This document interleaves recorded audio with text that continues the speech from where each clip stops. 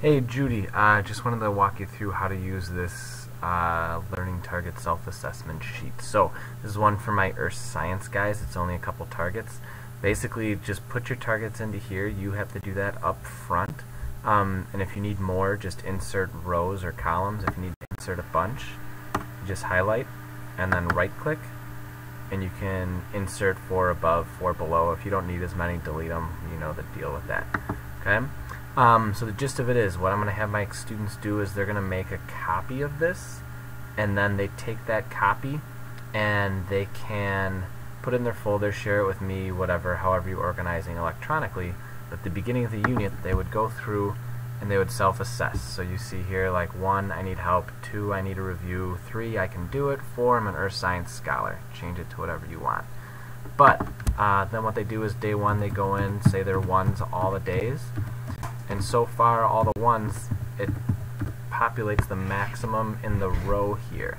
So the maximum in this row would be 1 for each of them. So it shows it as red, and it says red, that's not very good, you kind of stink at doing this one.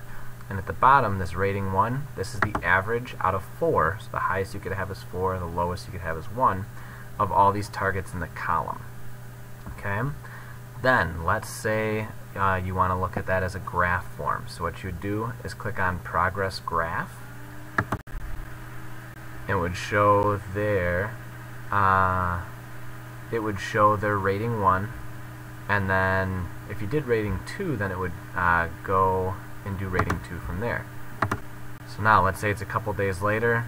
You've done the first couple targets really well. They understand these first 4. They go in as they evaluate themselves as 4s, put in as 2s, maybe 3s. This is their own self-evaluation.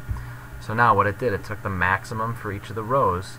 So those green ones, 1 through 4, they don't have to focus on. So those they can see they already are good at.